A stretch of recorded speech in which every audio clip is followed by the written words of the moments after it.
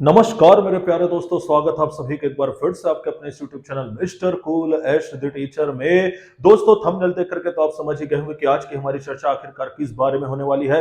इसके पहले अगर आप चैनल पर नए तो चैनल को सब्सक्राइब करके बेल आइकन जरूर दबा दीजिएगा। तो चलिए दोस्तों, बिना किसी समय को गवाए हुए सीधा आज के टॉपिक की ओर बढ़ते हैं। सबसे पहला टॉपिक तो यह है कि आप लोगों में से बहुत सारे लोग पूछे थे कि सर जो 2 दिन का जो टीवीसी हुआ है उसमें किस क्रम में और कैसा कैसा डॉक्यूमेंट मांगा गया है, कृपया उसके ऊपर एक वीडियो बना दीजिए। तो चलिए दोस्तों, मैं आपको बता देता हूं। जैसे कि मेरे ही एक स्टूडेंट ने मुझे ये प्रॉपर लिस्ट भेजी हुई है कि किस क्रम में और कौन कौन से डॉक्यूमेंट को आपको लेकर के जाना। और मैं आपको बता दूं दोस्तों, जो मैंने इंपॉर्टेंट डॉक्यूमेंट्स की श्रृंखला में आप लोगों के लिए महत्वपूर्ण दस्तावेज की जो सूची और जो क्रम बताया था, हूबहू वैसा का वैसा क्रम में वैसा ही डॉक्यूमेंट आपसे मांगा जा रहा है। तो चलिए मैं आपको बता देता हूं। ये जो मेरे पास जो सूची आई हुई है, ऑथेंटिक सूची, ये उत्तर बस्तर कांकेर जिला का सूची है दोस्तों, जिसमें सबसे पहले तो आपको 10वीं का अंक का सूची जैसे मैंने बताया था वो, फिर आपका जाति प्रमाण पत्र, निवास प्रमाण पत्र और आय प्रमाण पत्र। आय प्रमाण पत्र यदि आप ओबीसी नॉन क्रीमी लेयर है तो ये 4 श्रृंखला हो गई दोस्तों। 10वीं की अंक सूची, निवास प्रमाण पत्र, जाति प्रमाण पत्र और आय प्रमाण पत्र, ये 4 हो गए। तत्पश्चात आपका एनओसी, अगर आप शासकीय सेवक हैं, जिसके ऊपर भी मैंने आप लोगों को अलग वीडियो में समझाया हुआ था कि कैसे एनओसी लगेगा, कब एनओसी लगेगा। अगेन इंपॉर्टेंट डॉक्यूमेंट्स की सीरीज को देख लीजिए, मैं आपको बार बार बोल रहा हूं यदि अभी आपका डीवीसी नहीं हुआ है तो। खैर, तो एनओसी आपको लगेगा 5वें नंबर के क्रम में। 6वें नंबर के क्रम में दिव्यांगता प्रमाण पत्र, यदि आप हैं दिव्यांग तो दिव्यांगता प्रमाण पत्र लगेगा।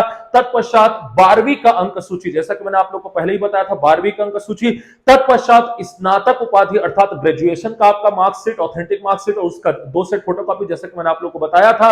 इसके बाद डीएड डीएलएड अंक सूची और लास्ट में आपका टेट सी टेट की प्रति। तो इस प्रकार से ये 10 डॉक्यूमेंट, जैसा कि मैं आप लोगों को बोल रहा था, वैसी की वैसी आप लोगों से मांगा गया है। पहली बात तो ये। दूसरी इंपॉर्टेंट बात, आप लोगों में से बहुत सारे लोगों का यह प्रश्न आता है जिनका भी डीवीसी नहीं हुआ है कि क्या सर पात्र और अपात्र तुरंत बता दिया जा रहा है। तो दोस्तों आंसर है हां। जैसे मैंने आपको पहले भी बोला था कि 10 मिनट के अंदर आपको यह बता दिया जा रहा है कि आप पात्र हैं या फिर अपात्र हैं।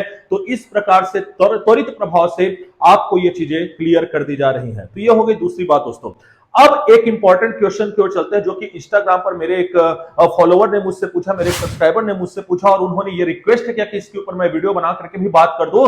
दोस्तों चर्चा ये है कि जो आप लोगों को पता होगा कि आप लोगों की नियुक्ति की जो सूचना आई थी, 2615 अभ्यर्थियों की नियुक्ति की जो सूचना प्रकाशित की गई थी डीपीआई के द्वारा, उसमें तीसरे नंबर के पॉइंट में लिखा गया है कि इन 2615 अभ्यर्थियों की जो नियुक्ति है वो 925/2025 के अंतर्गत पारित आदेश के अध्याधीन रहेगी। अर्थात हाई कोर्ट में जो याचिका 925/2025 लगी हुई है उसके अध्याधीन रहेगी। तो यहां पर इनका क्वेश्चन ये था, और इनके जैसे कई सारे लोगों का ये क्वेश्चन ये था कि सर हमारे नियुक्ति में किसी प्रकार की कोई आपत्ति तो नहीं हो जाएगी, हमारा भी वही हाल तो नहीं हो जाएगा जो बीएड वालों का हुआ है। तो दोस्तों मैं इसको आपको पहले ही क्लियर कर चुका हूं जब मैं इसका एनालिसिस वीडियो बना रहा था, लेकिन फिर से मैं आपको बहुत अच्छे तरीके से क्लियर कर देता हूं।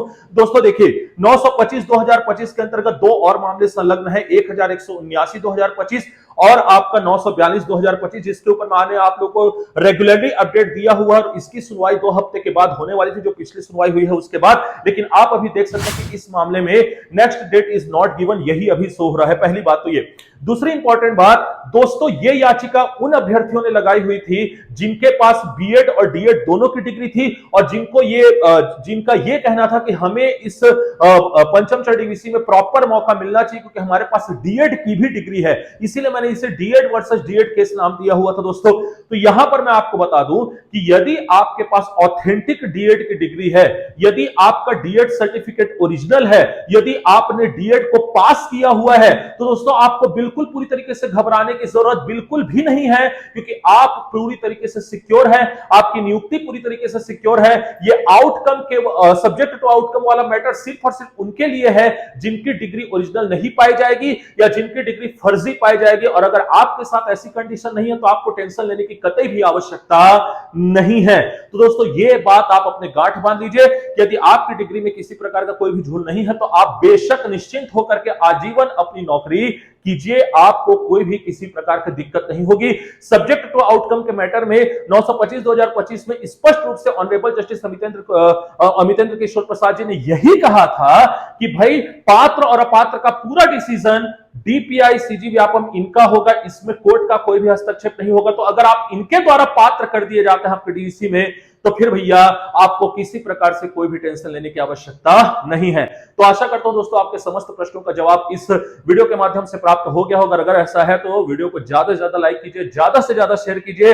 आप लोगों का बहुत सारा प्यार मुझे मिल रहा है दोस्तों, ऐसा ही प्यार मुझ पर बनाए रहिए और जल्दी से सब्सक्राइबर्स की संख्या भी बढ़ाइए ताकि मुझे भी मोटिवेशन मिले। और आप देख रहे होंगे दोस्तों, जब बाकी यूट्यूबर्स सो हुए हैं तो लगातार मैं आप लोगों के लिए मेहनत करते हुए आ रहा हूं, तो इसका थोड़ा सा बेनिफिट दीजिए दोस्तों, चैनल को जरूर सब्सक्राइब कीजिए।